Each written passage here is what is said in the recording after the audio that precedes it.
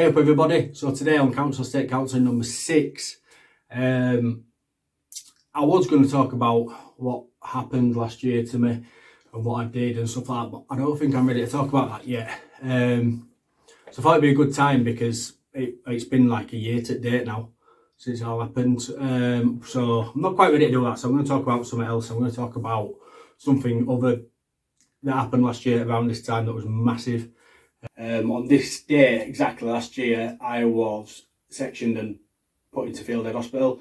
So I just wanted to talk about how good the nurses are there and what they do and the jobs they do. And honestly, they're just cracking. It's fantastic. I obviously can't say no names and I won't mention no patients' names because it's just not fair and all that lot. But I'll just talk about it briefly. So for me, there's a lot that they do. I've got all listed down here. What I think. They're not just nurses, they're counsellors, the dinner ladies, the pharmacists, the personal trainers, the bouncers, the games masters, the cleaners, they do DIY, the chefs, the wash your clothes, the confidants, they tuck you in at night. Not that I ever got tucked in, honestly. And most of all, they're your friends as well, because when you're in there for a while, they really are your friends. The job that they do is just fantastic. Some of them things, it's just they've got to do basically everything. They get called on to do everything, and 9 times out of 10 they do it brilliantly. They're really, really good. I can't speak highly enough of them and my experiences in hospital. I know some people, they don't like it because there is some people with some mental illnesses that don't realise they've got mental illness and like, why am I in here? I don't want to be in here, shouldn't be in here. I'm a bit different. I realised that I did need help and everything, so I didn't find it as bad. So it's even now sometimes I do actually miss the place because it's great when you're in there because you've got, like, it's just you in your own bubble. Nothing outside matters because you're locked in there. It's like a mini prison. You're locked in there, you can't get out.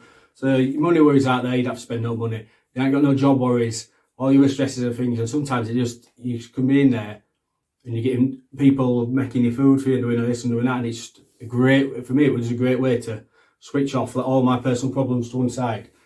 And I could just stay in there, and I think it's really good. Sometimes it would probably do me good to have a couple of days every bloody month in there, to be honest. But yeah, there's lots of things that they do, and they really are good at it.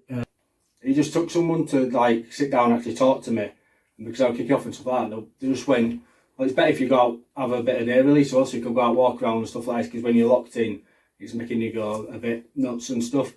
And it's just someone recognising and sitting down and going, you know what, he doesn't need to be treated like them, or he doesn't need to be treated like these, or stuff like that. And you got to judge each person differently.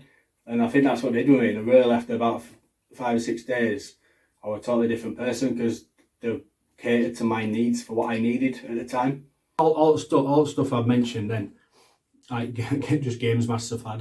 You say, do you want a game of pool? They'll have a game of pool here.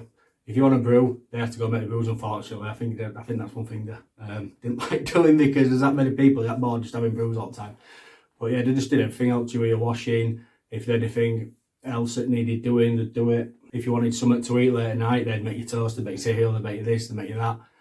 Never really, even decide whether they will thing or not, but they never showed it to us, which is the best thing. Because you don't want to feel like you're putting someone out.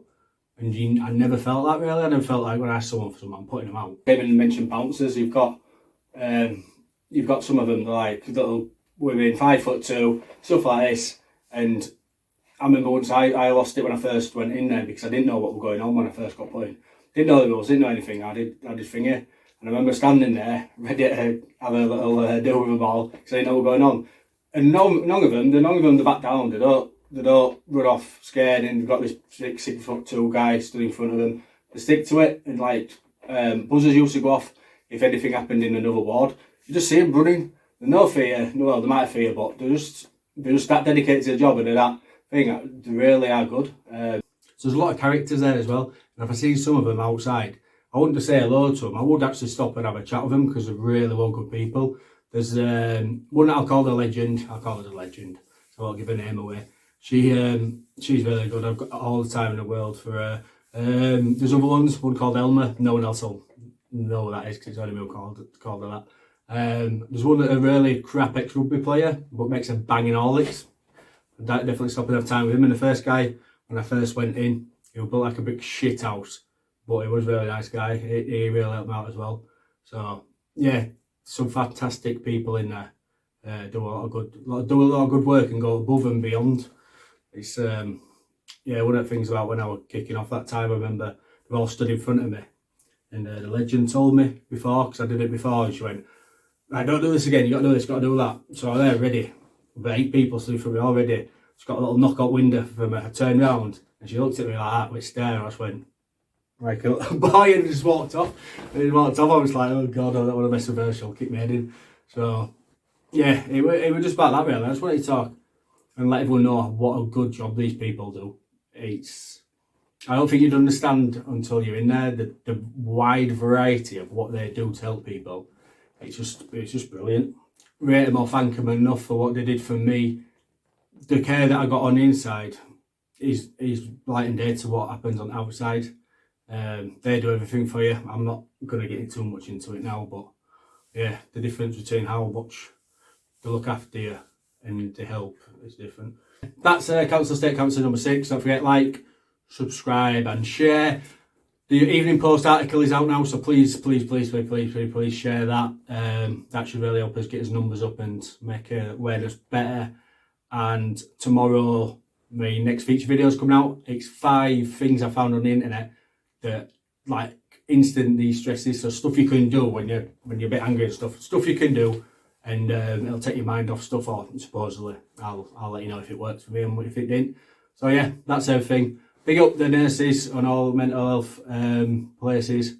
Really do a massive, brilliant job, and I don't know if they're underappreciated or what, but I don't hear much about them. But the work they do, if you've seen them, it's unbelievable. So thanks to everyone who helped me when I was in there. Alright, cheers.